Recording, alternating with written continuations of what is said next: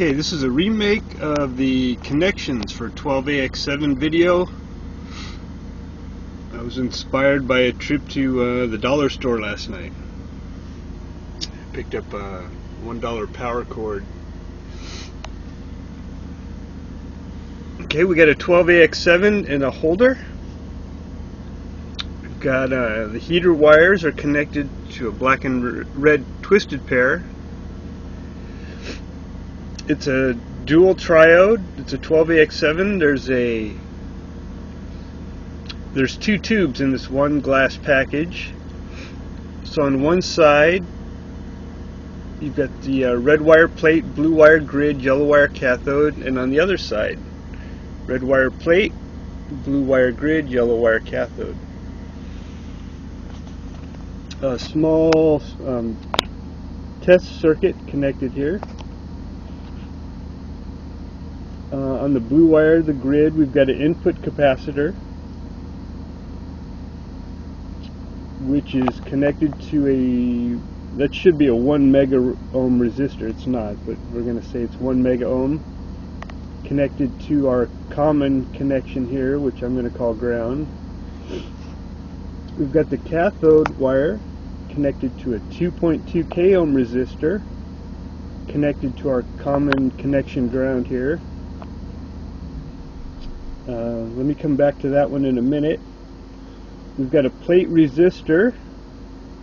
I'm using 2 because I didn't have the correct value.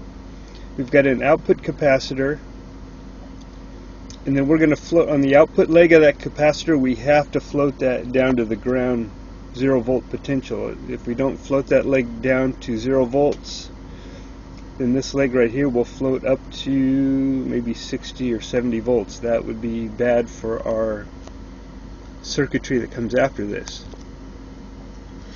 So our plate wire, red wire, is going to be pulled up to B plus by this pair of resistors equaling about 230 k ohms.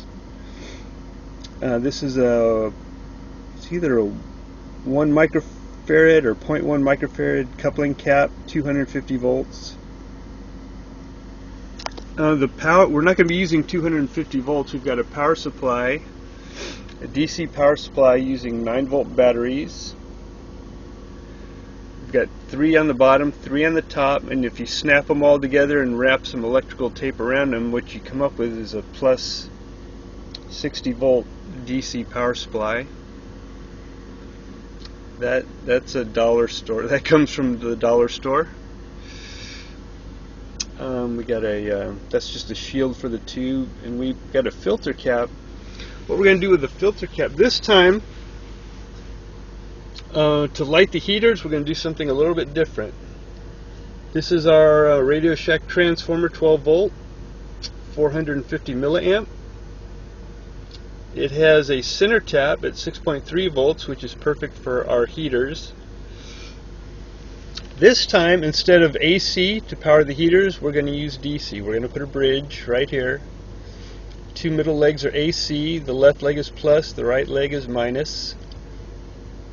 By using DC to power the heaters, for low gain applications you wouldn't see any difference. For a high gain application like say a Mesa Boogie or a high gain Marshall or a high gain amplifier, if you don't put the first tube, the V1 tube, the very first stage, on DC heaters, DC power for the heaters instead of AC, you're going to generate a little bit of noise in those high gain amplifiers. They will take that little, they'll pick up that little bit of noise and they'll amplify it.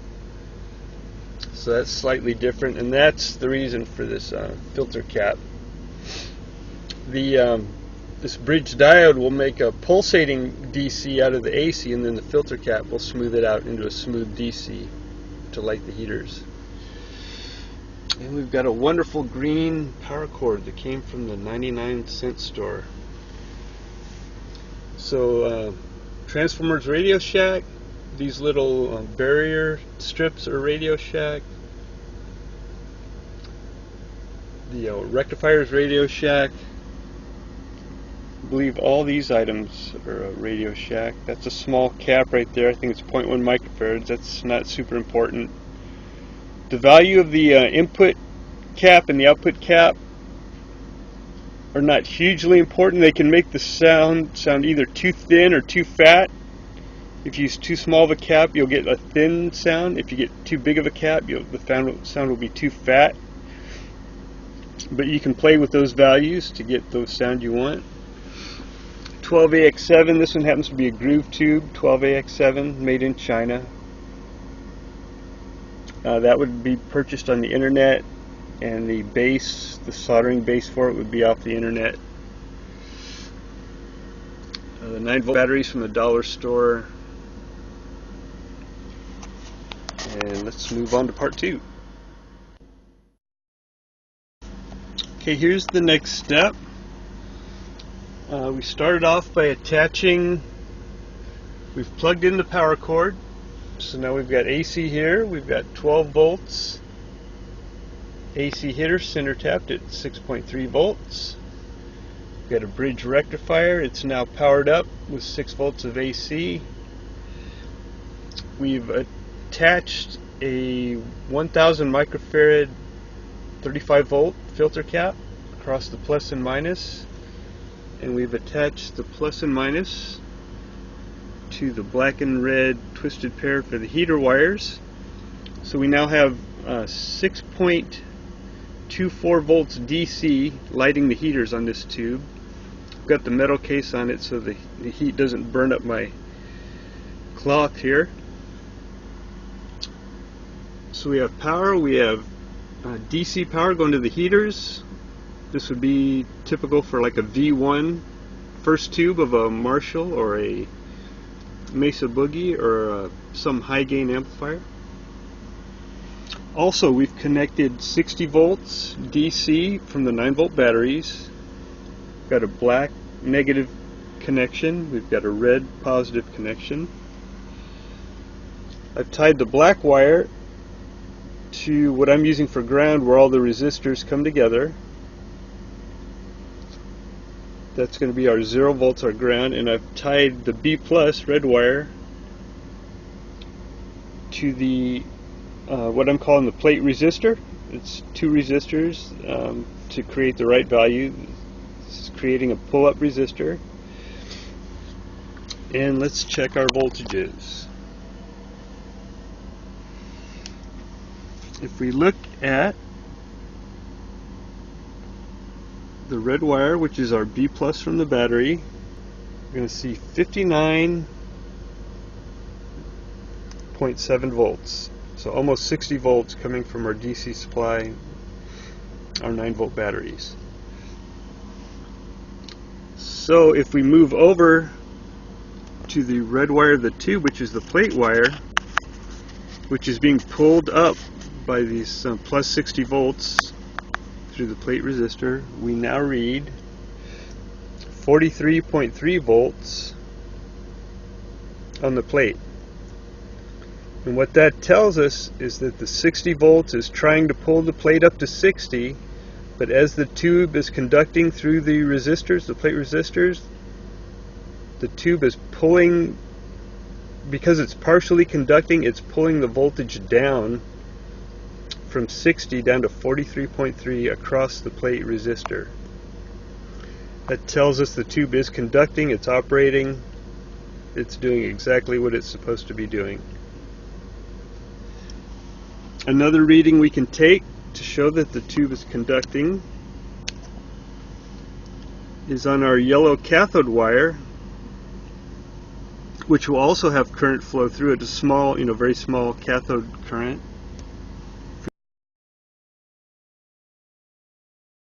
0.136137 volts across the cathode resistor. That again shows us that there is current flowing through the cathode, through the tube, up to the plate. Now all that's interesting and wonderful.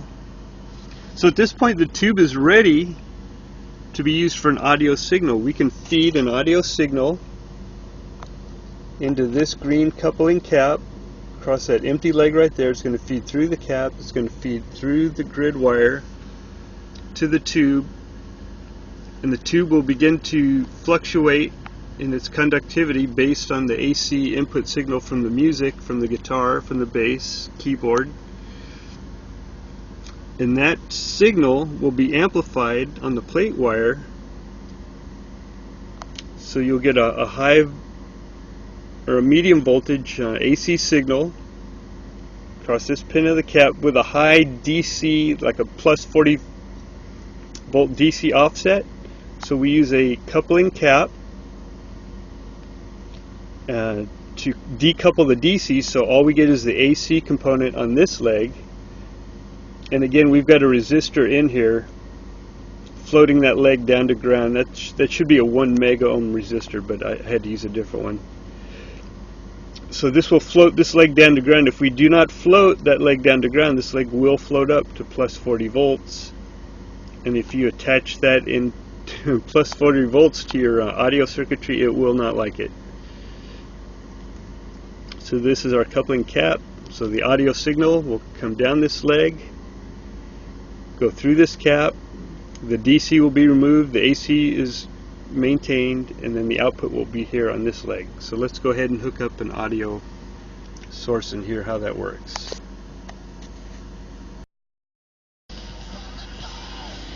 Okay, we've got an audio signal now from the laptop into the headphone port through a green and white wire, green being ground, white being the headphone signal. We're going to connect the green wire to where all the resistors come together. That's what I'm using for a ground. We're going to connect the white signal headphone wire into the open leg of the input capacitor. So that signal is being coupled through the cap onto the grid, amplified on the plate. Plate signal comes out here. Let me use a pointing device.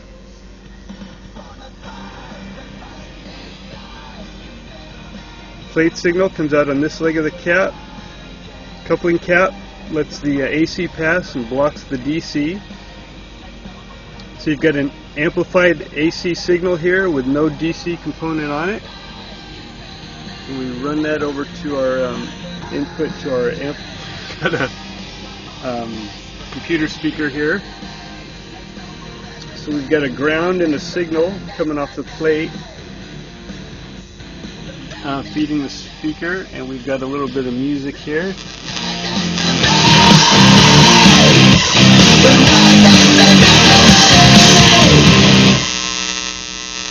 A little bit of skillet there for the sound. So there you go. Now we've got the headphone signal coming in, it's being amplified, it's going out, going to the speaker. My speaker's noisy right now. I've got it plugged into an inverter, so that makes it hum and hiss quite a bit. But you can see, let me show you something here. If I disconnect the input signal, if I touch right here, you can see it's amplifying the noise off of my finger. And also you can see if I disconnect the B+, you can see how the signal goes away, and then when you reconnect it, signal comes back. So the tube is working. I want to say thank you to Skillet. Thank you to whoever invented tubes. I know RCA invented the 12AX7, so thank you RCA. And thank you Mesa Boogie for building the awesome amplifiers.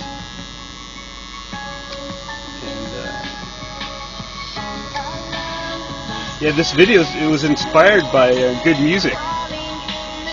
This makes me want to play guitar, makes me want to build amps.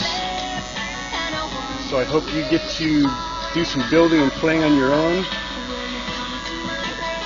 And God blessing to you.